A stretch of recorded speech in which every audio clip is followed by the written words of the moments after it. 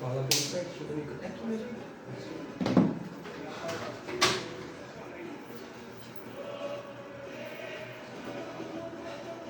Fala bem pertinho do microfone, tá?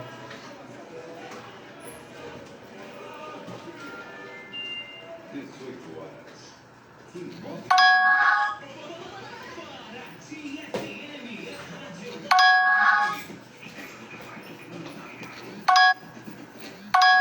Certificação CYU 912. Rádio Paraty FM. Operando em frequência modulada de 87,5 MHz. Uma emissora da Associação Cultural e Comunitária Paraty. Boa tarde, São Bernardo do Campo, boa tarde, São Paulo, boa tarde, Brasil. Eu sou o Iago Goltardo e hoje, recebendo aqui no Conexão Alfa, um pouquinho atrasado, peço desculpas aos ouvintes, a doutora Camila Trindade. Hoje é o episódio 6, a gente vai falar sobre toda a trajetória da Camila, que eu conheço aí quase a vida inteira dela, e sobre a profissão que ela escolheu, porque é bem complexo. Ela acabou de me falar aqui que ontem ela tomou uma mordidinha de Rottweiler de 40 quilos. Então primeiro, muito obrigado pelo convite, seja muito bem-vinda. E eu gostaria muito que você se identificasse, falasse do começo, de onde você é, quantos anos você tem, com o que você especificamente trabalha, e depois a gente começa a entrevista. Bom, boa noite. Muito obrigada pelo convite. O Iago é meu amigo de longa data, assim, me conhece desde criancinha.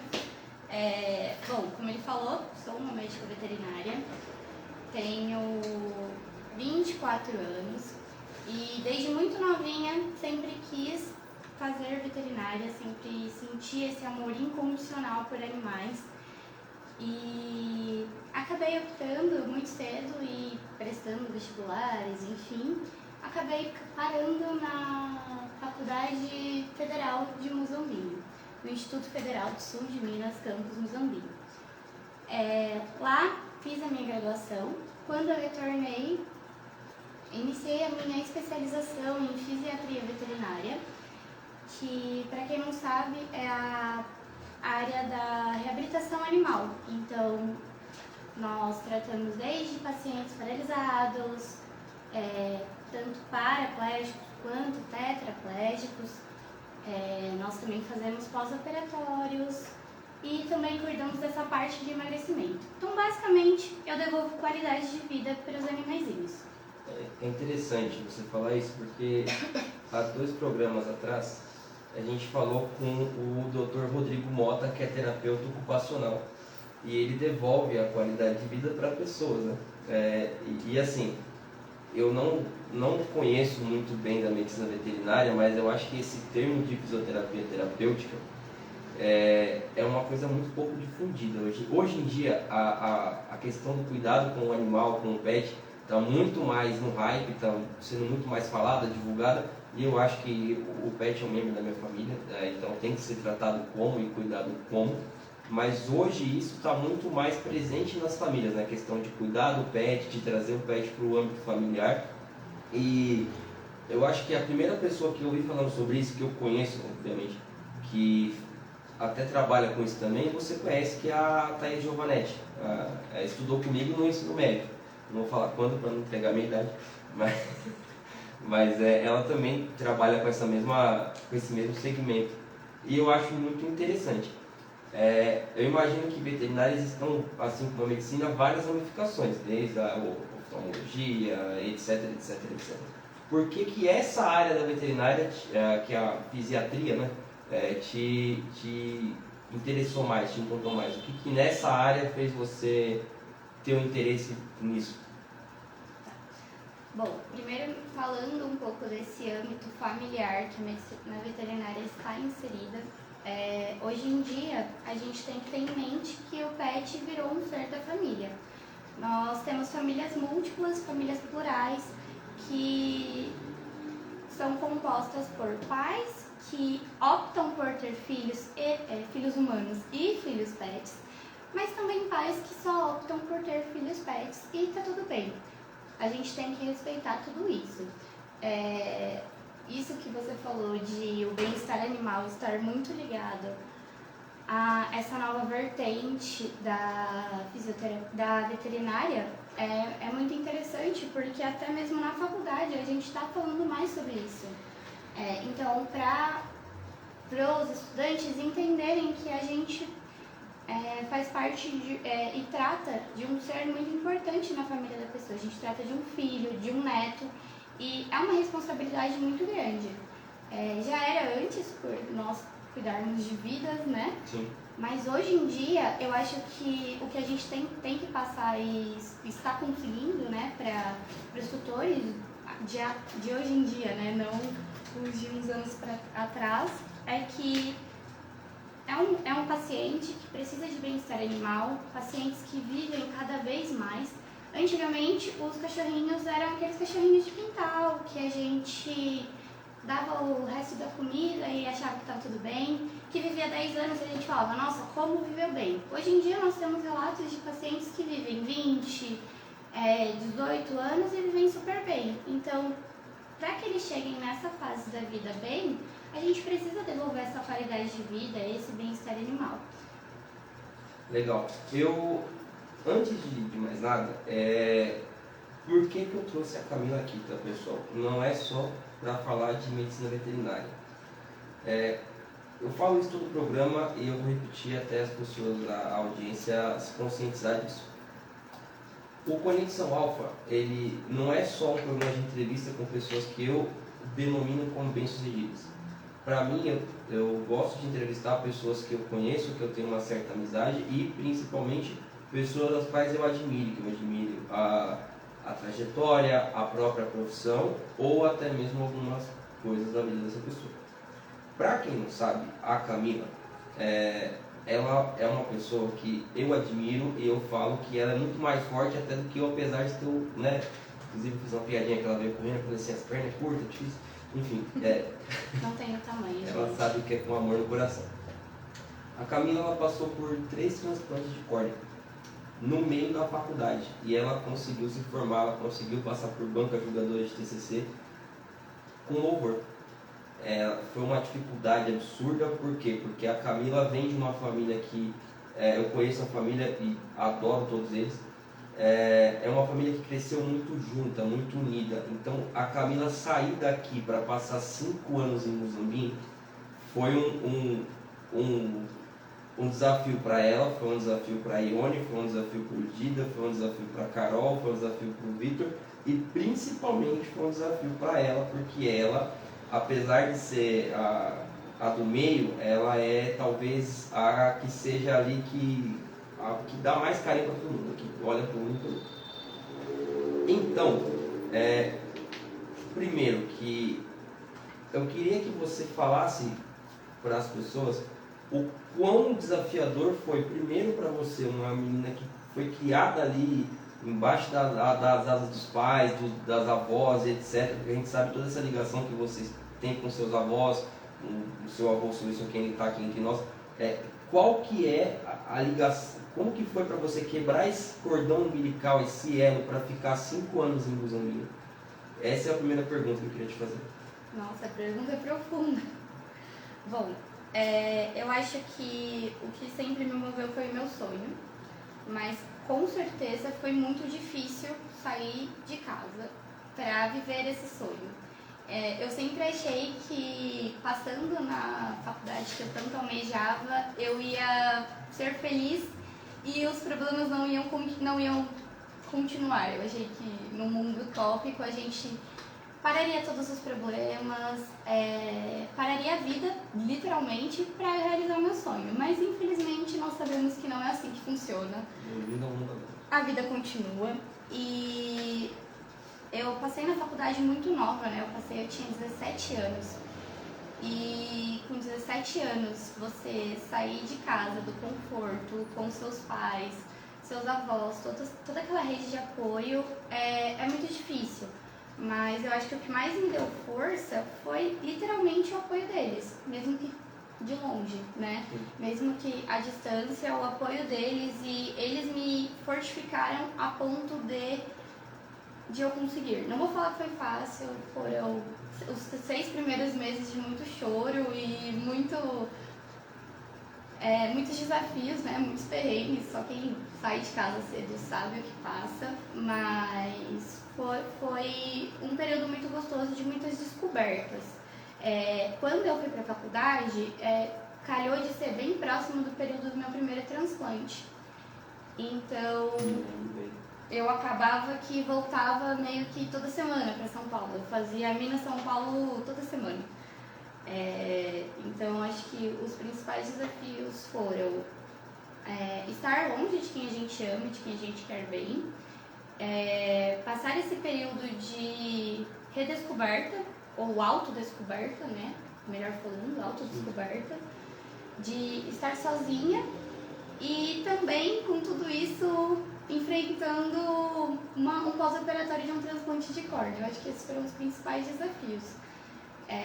Com relação à adaptação da faculdade, eu não tenho que reclamar eu puxando sardinha para o IF, mas lá é realmente um instituto que acolhe. Então, com relação a isso, eu não tive muita dificuldade, mas acho que essas foram as principais.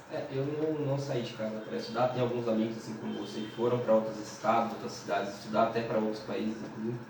E muito do que eu ouço dessa galera é que tem muita gente que saiu de casa nesses polos universitários, então essa galera meio que se acolhe, vira uma família paralela entre o meu. E assim, outra coisa que eu achei muito legal, a gente estava agora no seu aniversário, conversando, e o seu primo estava prestando vestibular para ir para o interior também. Foi. E aí a sua tia falou assim, a Camila conseguiu, cara, você consegue.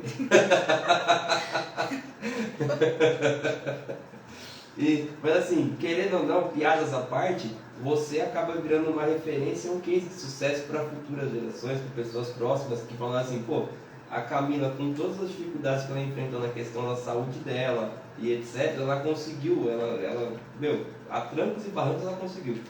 E foi trancos e barrancos nisso, né? Então é legal que acaba virando uma história inspiradora para outras pessoas que estão vindo aí com esse mesmo sonho. Eu falo por mim, tá? Não é...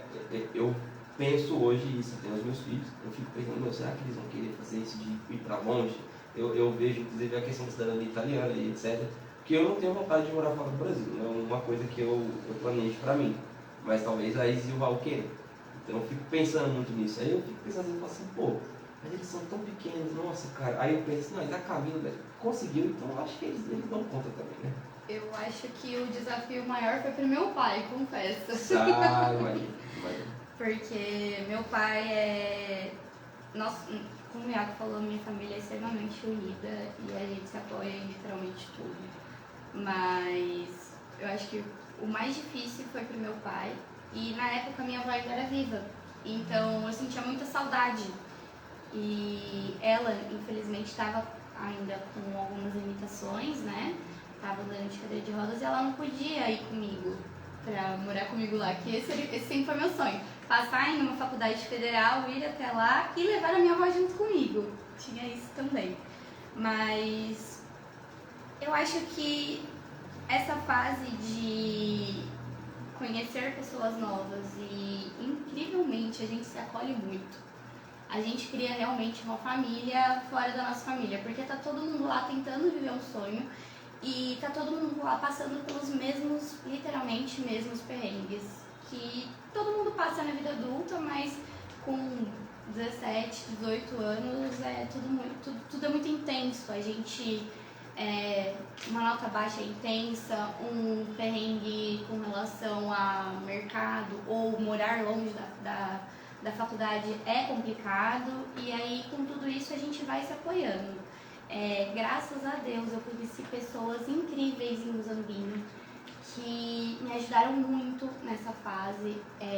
Quando eu mudei pra lá, coincidentemente, uma amiga do meu pai que trabalhava no banco com ele anos atrás morava lá, então ela me acolheu muito bem e a gente acaba criando uma casa fora de casa. Só um paralelo, falando sobre o seu pai, eu estava falando com o seu pai hoje. Hoje? Hoje. eu mandei um negócio da entrevista para ele e no chá de bebê da Luísa eu conversei com ele sobre eu estar começando os projetos na rádio, etc. E tal.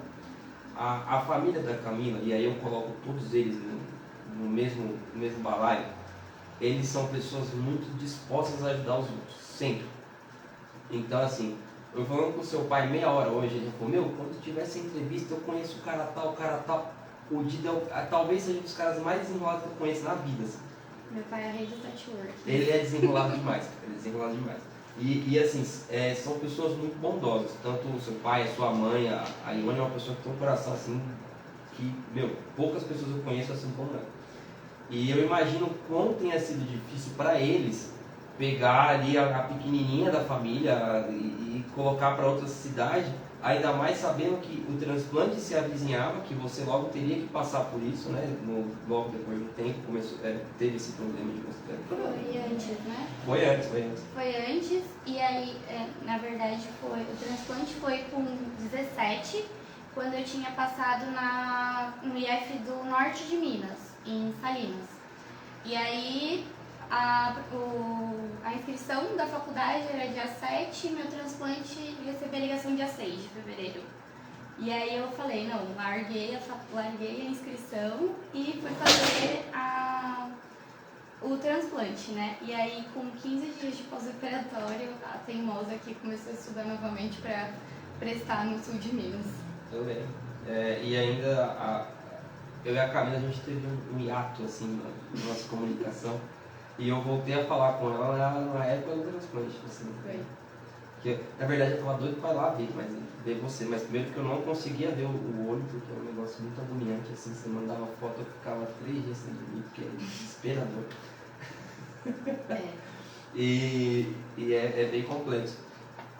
Vamos passando um pouco lá para Muzambinho. Aí você conheceu as disciplinas todas da veterinária. Eu lembro que uma vez você mandou uma foto de secando uma vaca para tua mãe. Isso foi uma coisa assim. Eu não tava.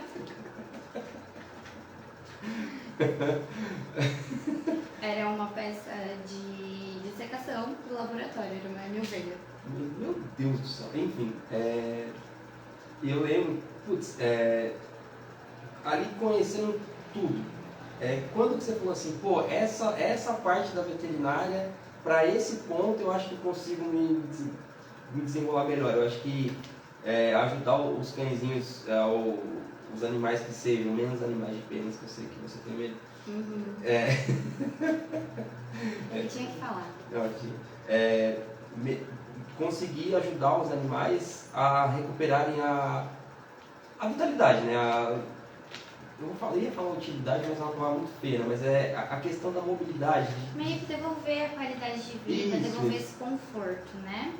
Bom, a veterinária, para quem não sabe, é como se fosse uma ADM da área de agrárias. A gente, como veterinária, pode trabalhar sem ter acesso nenhum a animais, mas a gente também, a maioria, vai para essa vertente de cuidado direto com os animais. Então a gente tem área de inspeção, consultorias, controle de parte de melhoramento, então mexendo mais com essa parte de sêmen, essas coisas. Mas e aí quando a gente entra na faculdade de veterinária tem uma disciplina que chama deontologia. O que é isso? Basicamente para a gente começar a observar os comportamentos dos animais e também a gente ter um pouquinho mais de base de quais são as áreas da veterinária que a gente pode atuar. Então a gente pode trabalhar em indústria, para quem não sabe, todo mercado precisa ter um aval de um médico veterinário e todo produto de origem animal precisa ter um responsável técnico assinando. Então, quando eu entrei na faculdade, eu não sabia que era tão amplo. Tanto é que quando os professores perguntam, qual que é a área que você quer seguir, tá? Qual que é a área que você quer seguir? Eu tive uma amiga que falou, eu quero trabalhar em indústria com medicamentos. Hoje em dia ela trabalha em indústria também, né? Mas é uma indústria de laticínio e ela é responsável técnica dessa indústria de laticínio. Então, não mudou muito a vertente dela, mas ela não trabalha diretamente com animais, né? Sim. E aí eu achava, como que a gente pode fazer veterinária e não lidar com animais? Mas é meio loucura pensar isso, né? É igual praticamente um médico que se dedica à pesquisa e não vai para o paciente em si, não. Sim, mas não você é acaba tão se tornando... disseminado, né? Não. Na verdade, tem muito médico de humanos que ele dedica a carreira dele toda à pesquisa de novos medicamentos. E eu imagino que tem uma parte da veterinária que também faça isso, né? Também, para desenvolvimento de vacinas, essas coisas. Isso. Tanto é que na época do Covid a galera ficou super chocada que um veterinário estava à frente do desenvolvimento da vacina, né? E como a gente estuda toda a microbiota, a gente estuda todo o desenvolvimento de tudo que é de origem animal. E a vacina do Covid, ela foi fabricada em vírus atenuado. E para quem não sabe, o vírus é atenuado falando de maneira até perdi a palavra. Mais abrangente, pelo ovo, né? Que a gente consegue fazer essa atenuação do vírus. E... Quase chocando isso. Falando bem... Um linguajar mais popular. chulo, sim. E aí foi o veterinário que fez, então existe isso sim. Mas onde eu conheci a parte da reabilitação? Eu fui para Minas querendo conhecer tudo.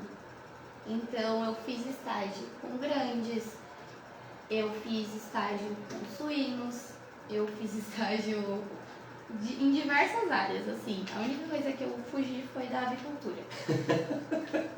Não quis essa área, né?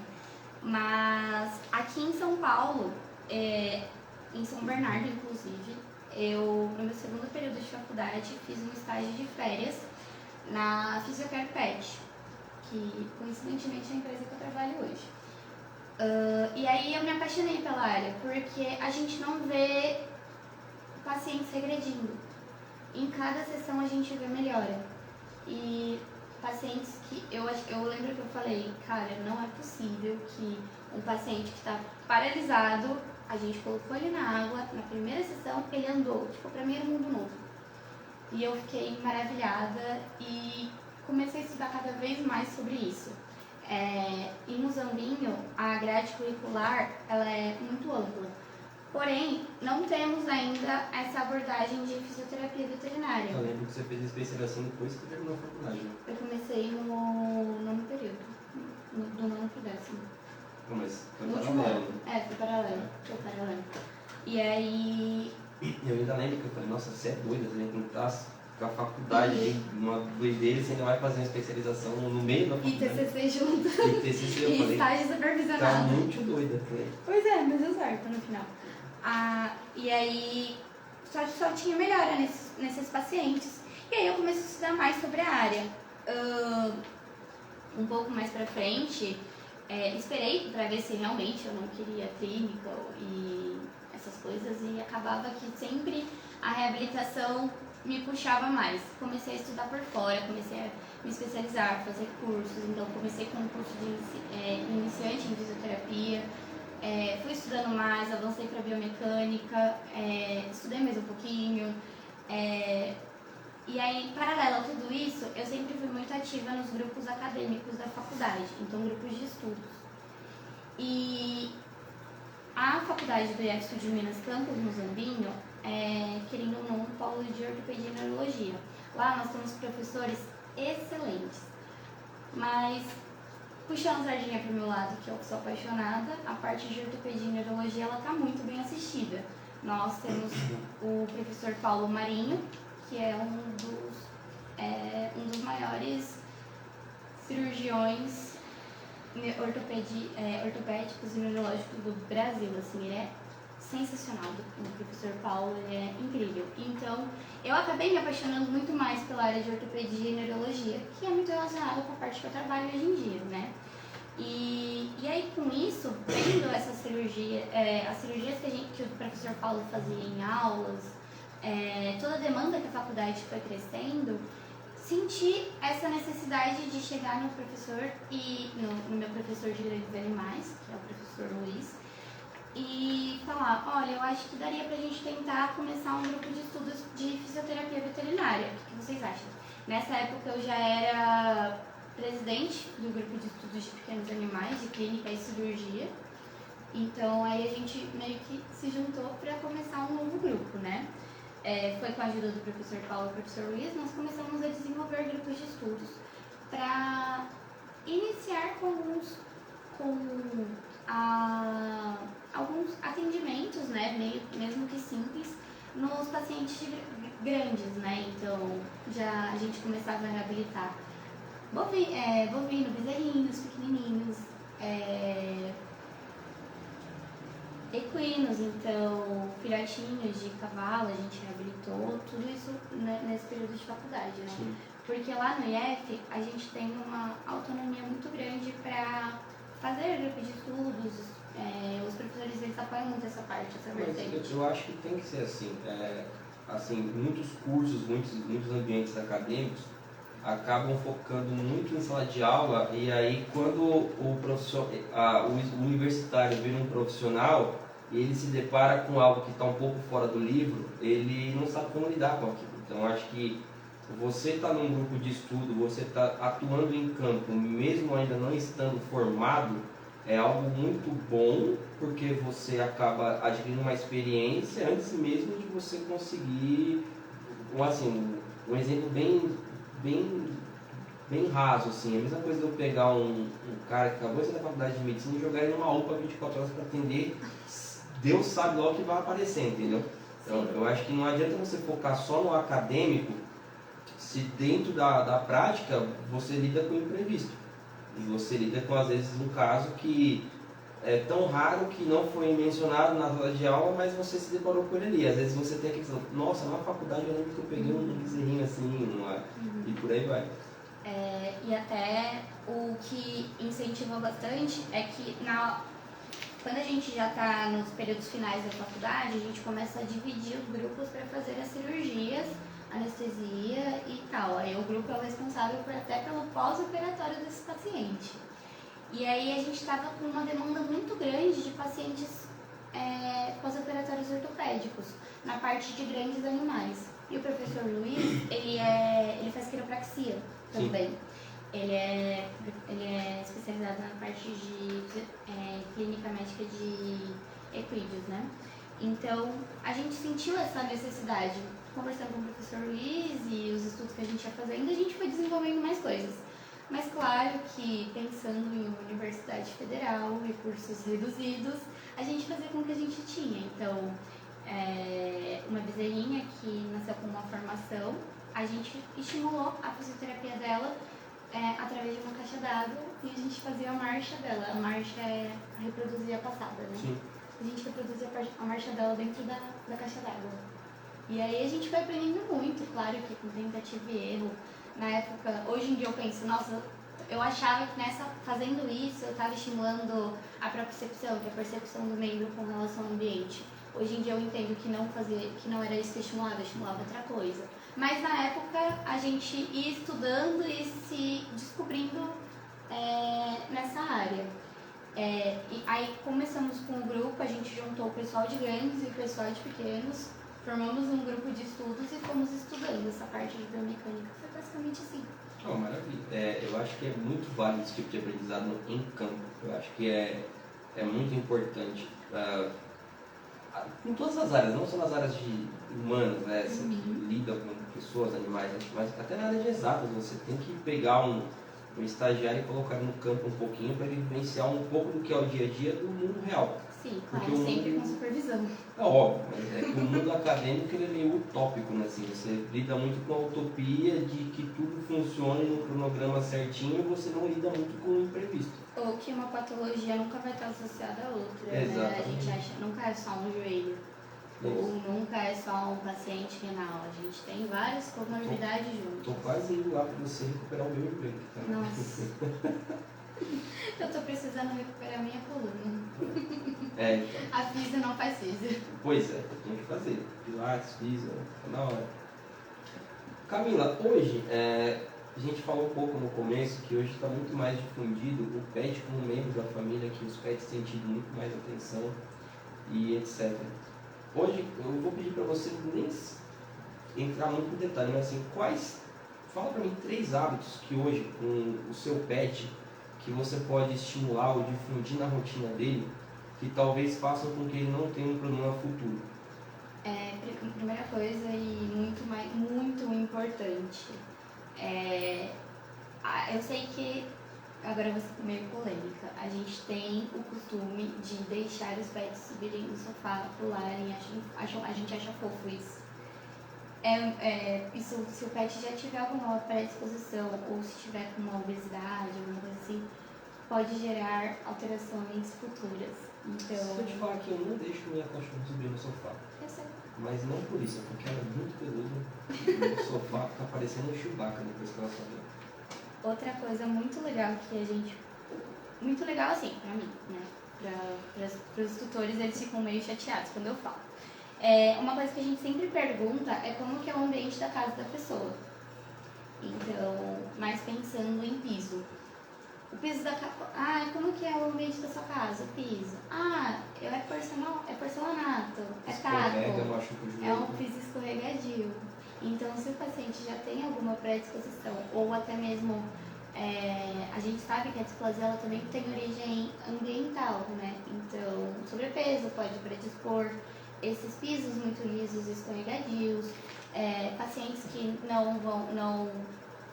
quando tem um pelinho um pouco maior, o pelo fica no meio do coxinha, acaba escorregando um pouco mais, e tudo isso pode predispor. Então, o que a gente sempre orienta, quando tem a patologia, adaptar tapetes antiderrapantes, EVAs, pelo menos na parte que o paciente mais fica. Onde a Kiara fica lá em casa é um piso antiderrapante, aquele de quintal, porque eu sei que ela vai correr num piso liso, quando ela for dar aquela freada, ela vai sobrecarregar o joelho dela. E vai. Isso não é de cara, não para de como já aconteceu. Aí isso daí é muito importante. E os passeios, eles são importantes, fazem bem para os pacientes, porém sempre se atentar eu falo que é muito o tutor observar o paciente, o tutor observar o seu próprio animalzinho.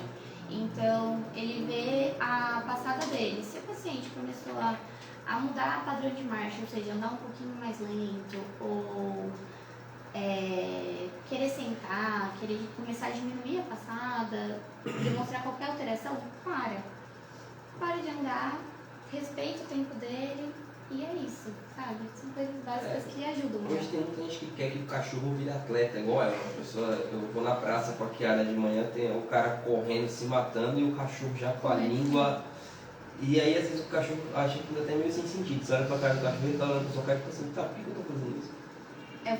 Eu brinco muito com meus pacientes que a gente faz canicross. Isso. Tem um pessoal fazendo crossfit. Tem um pessoal que faz crossfit de cão, que é basicamente isso, amarrar o cachorro na cintura e sair correndo com eles. Então, né, mas aí você não vê que o cachorro, às vezes a pessoa toma um pré-treino, um termogênico, ela tá com energia no talo, e o cachorro acabou de acordar. Ou até mesmo o cachorro pode fazer, mas pode correr, mas depois fica cansado e morto o restante do tempo, né?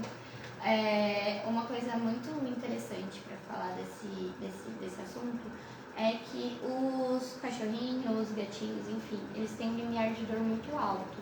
Então, para eles começarem a demonstrar que eles estão com dor, é uma dor pra gente acima de nível 8. Quase que são cortados. Então, a maioria das vezes eles vão começar a demonstrar alteração de comportamento. Vai ficar mais quietão, mais não vai arredio. querer subir, não vai...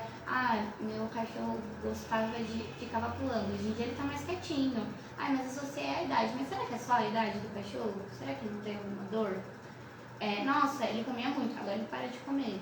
Já é um ponto pra você levantar a anteninha, né? Uma coisa também que eu acho que você deve lidar muito com isso, e eu às vezes falo para pessoas que eu conheço que tem cachorro, etc. Eu falo, gente, cachorro tem que comer ração.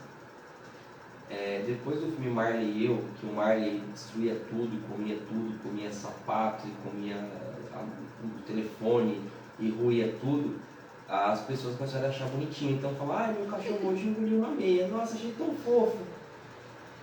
Fofo e gastar milhões com endoscopia pra tirar. Exatamente, já aconteceu. Eu assim, criação, tá? Aí vai de criação tanto animal quanto pessoa. Eu crio os meus filhos para eles saberem onde eles podem mexer, onde eles não podem. Minha cachorra nunca comeu nada que ela não podia comer. Ela nunca comeu um sapato, ela nunca, sabe, nunca aconteceu, porque ela sabe onde ela pode, onde é a comida dela e é ali que ela vai comer. Eu não acho legal quando ela pega quando ela é filhote, obviamente, pegar uma mochila e sair roendo. Falar pra ela não pode. E ela aprendeu que não podia. Hoje em dia eu acho que tem muito tutor que ele incentiva esse comportamento, acha bonitinho, grava uma postagem no Instagram e depois ele chora quando o cachorro tá passando mal, quando o cachorro tá doente. E aí vai lá e faz uma rifa no Instagram para conseguir pagar o tratamento que o veterinário tá caro. Eu não acho que o veterinário tá caro. Eu acho que às vezes a gente precisa. Depende da especialidade, entendeu? Sim. Então, tipo, a gente tá cada vez se especializando mais. Sim, é igual mesmo. Então, provavelmente seja isso. Mas pensando em um paciente que come de tudo, vou falar um exemplo que vocês vão achar engraçado, mas eu não acho. Exemplo da minha família. A minha cachorrinha negra, ela teve 10 filhotes. Um dos filhotes está com o meu tio adotou. E meu tio é daquelas pessoas que o amor dele é expressado dando comida pro Scott. O Scott, o cachorro Jura? obeso, sei que é o Scott. O Scott, ele tem sobrepeso, ele tem dor em coluna e tem dor em quadril. Assim, num nível de, tipo, tentar morder mesmo. Mas, aí eu já tentei falar, olha, vamos não dar essas coisas a mais, porque a obesidade predispõe o padrão de degeneração articular, já está comprovado e tal. Mas, gente, é muito difícil, porque santo de casa não faz milagre. E assim, eu acho que é muito simples também, né? Por exemplo, o Scott toma café da manhã, um bolinho de fubá. Olha, ele tá passando Ele bem. tá comendo melhor que eu? Então. Mas eu já consegui mudar. Antes ele comia pão na chapa com molhadinho no leite. Nossa. Pequenas mudanças. Baby steps. Eu acho que assim, eu falo para as pessoas. O seu cachorro, o meu cachorro vai passear agora. Eu falo assim, você sairia descalço nesse sol quente? Não, então é muito simples, é só você falar, você acha que isso faria mal pra você? Então não faça pro cachorro, entendeu? É igual, os meus filhos, eles ficam doidos quando eles veem alguém querendo dar arroz pra cachorro. Nossa, cachorro tem que comer ração, comida de cachorro. Então, existe a vertente na medicina veterinária da alimentação natural. Então, a alimentação natural, ela é uma... Só uma coisa, tem uma moça que eu sigo no Instagram, que ela é conhecida há muitos anos, onde ela é Beatriz ou é Bianca. E ela trabalha com nutrição natural para animais. Eu vejo ela postar as marmitinhas fit dos cachorros, com fruta, mas a gente, quando a nutrição é aquele arroz temperado para humanos, né? Isso. É bom a gente fazer essa diferenciação. A alimentação natural, ela tem que ser uma alimentação que é preparada somente para eles. Então, sem temperos, com o nutrólogo fazendo as porções certinhas, é igual um nutricionista pra gente. Porque não adianta só dar, sei lá, arroz com carne e achar que o cachorro vai se sustentar e vai viver super bem. A gente precisa, o nutrólogo, ele vai fazer traçar toda a dieta do paciente pautada nas necessidades dele. Porque é igual a gente precisa de carboidrato, mas a gente também precisa de fibra, a gente precisa de proteína. E é muito mais fácil, porque a ração já nos traz tudo isso. Mas para tutores que gostam e que sentem amor em fazer a comida pro pet, é super válido, super viável. Dependendo, eu até indico para alguns pacientes para fazer controle de peso. Acontece muito, gente, de paciente chegar obeso lá na clínica e geralmente vai com o filho, né? E a mãe, mais idosinha, o amor dela é dar a comidinha pro cachorro e ficar dando, tipo, tudo. Então eu falo, vamos pensar em alternativas, vamos fazer a porçãozinha, dividir em porções menores, ou Se ela quer mesmo fazer uma alimentação natural, por que não procurar um nutrólogo? Esse nutrólogo vai fazer a dieta certinho, pensada para o seu pet, com os ingredientes que ele pode comer, né? Porque tem muita coisa que também que ele não pode comer. E aí você consegue preparar a comida, você tá fazendo esse ato de amor com ele, sabe? Então eu acho que não existe um 8 ou 80. Tudo depende. E também não tem receita de bolo. Cada paciente a gente vai ter que pensar de uma forma. Vai ser um tratamento individualizado. Literalmente, cada caso é um caso. Literalmente. Não existe. Eu posso fazer, sei lá, 10 reabilitações de operação de joelho, da mesma operação do joelho. O protocolo vai ser diferente. Não tem jeito. Não tem jeito. Vai ter paciente que eu vou fazer certa coisa, vai ter paciente que eu vou precisar pesar mais a mão em alongamento, vai ter paciente que vai precisar pesar mais a mão em analgesia. Não sei. Vai depender. Cada caso é um caso. Tem paciente Por isso que a gente tem que avaliar. Tem paciente que vai me morder. Qual que é o nome do cachorro que te mordeu? Dom. Dom. Um Rottweiler de 40 quilos. Nossa. Terça-feira ele tá lá na clínica. Vou levar um bife pra ele. Bom, a gente está indo para a parte final da entrevista e a gente focou muito no começo da sua carreira, nos problemas que você enfrentou. E agora eu queria saber de futuro, quais que são as suas metas para o futuro, o que você espera, não só de você, mas da própria medicina veterinária, o que você acha que ainda pode evoluir para você no que você faz hoje, se você vislumbra trabalhar com isso por muito tempo, ou se você, sei lá, daqui a pouco quero trabalhar com grandes animais, ou algo do tipo. O que você se imagina, como você imagina o futuro da Camila veterinária e da veterinária em si? Bom, uma coisa que eu quero muito e logo iniciarei a pós-graduação em acupuntura, mas para complementar a minha especialidade, né? Mas eu também quero, a longo prazo, destinar um dia somente para atender pacientes que não têm condições. Eu acho isso muito importante. Então, porque não é todo mundo que consegue, a gente tem que ter em mente isso. Destinar um dia, sei lá, da minha agenda só para atender esses pacientes, isso é o que eu quero, sei lá. Ano que vem eu já quero tentar fazer isso. Esse ano não sei se vai rolar, mas ano que vem eu já quero tentar fazer isso. Para o futuro da fisioterapia veterinária. A fisioterapia veterinária é uma área que cresce exponencialmente. Assim, a cada dia os tutores estão tendo mais consciência e querendo trazer mais bem-estar e qualidade de vida para os pets. O que eu espero são profissionais capacitados. Eu espero que... E apaixonados pelo que fazem, porque quando a gente ama o que a gente faz, a gente cresce, não tem jeito. Eu vou falar uma coisa, assim, eu aplaudo muito a sua vocação, porque eu acho que existem profissões que tem que ter vocação. Médico, veterinário, policial, bombeiro, são pessoas que elas precisam gostar daquilo que elas fazem, porque não é uma pessoa que fala assim, vou fazer isso na minha vida e vai lá e faz, porque exige uma... Ou vou fazer isso pelo dinheiro. Assim, você pode até ser muito bem paga por isso, mas assim, exige uma dedicação, exige uma carga física e emocional muito grande. Eu mesmo falo que eu não teria coragem de lidar com absolutamente nada da área da saúde, humana e animal. Eu não tenho capacidade psicológica para isso, eu deixo muito claro. Porque eu acho que assim, primeiro ao clichê, que ser humano já é um negócio chato, doente ainda é pior. Eu imagino que animal também não deva ser diferente, porque assim, o animal ele sente dor, ele não sabe falar, ele não sabe expressar, então ele vai querer te morder, ele vai...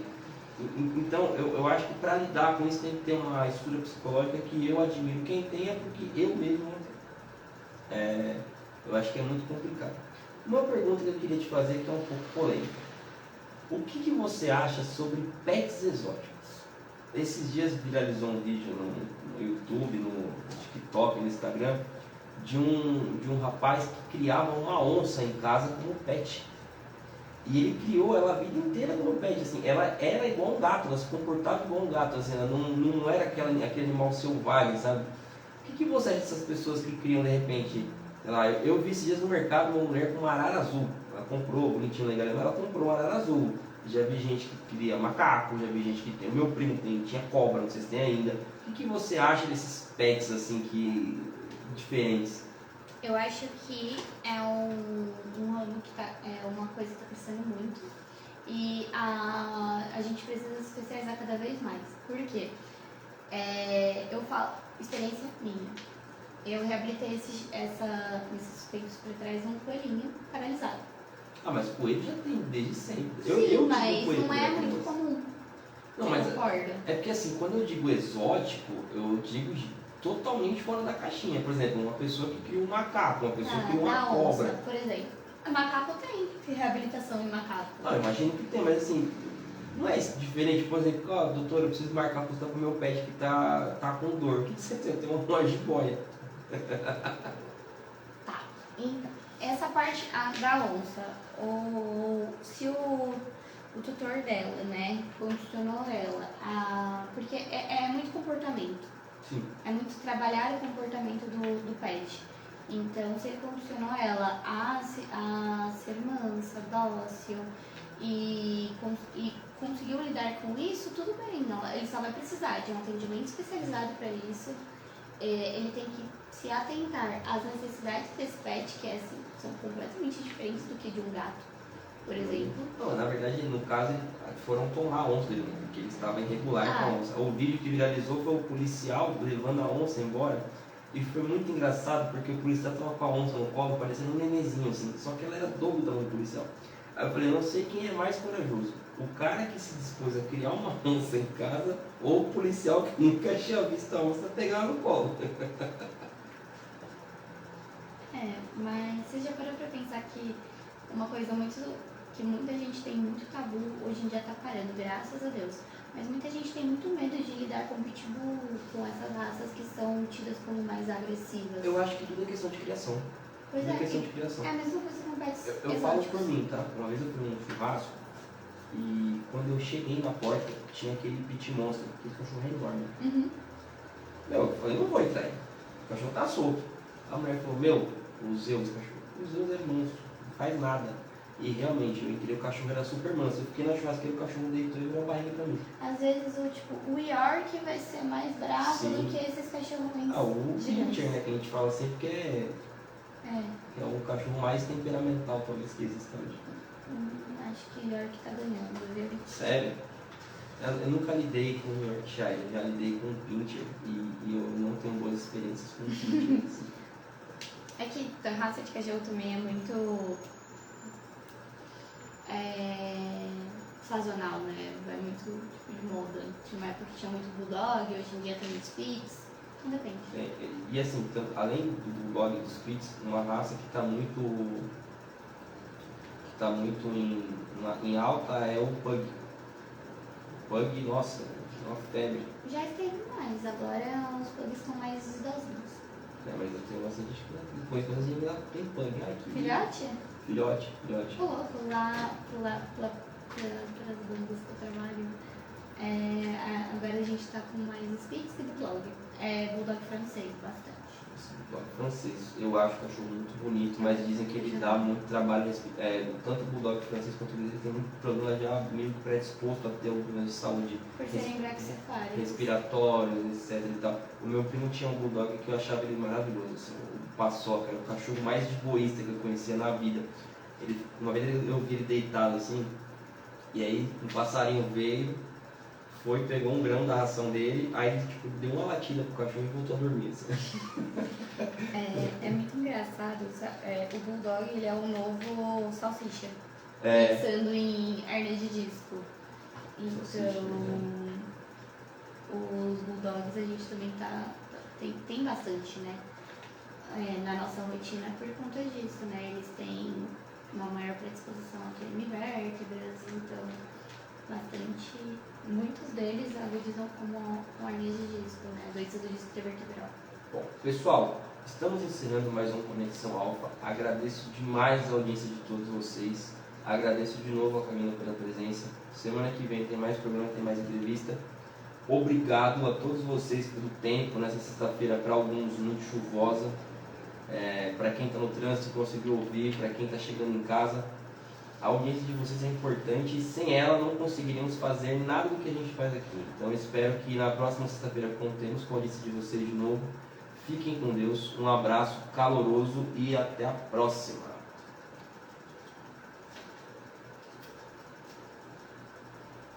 De 87,5 MHz, uma emissora da Associação Cultural e Comunitária Paraty.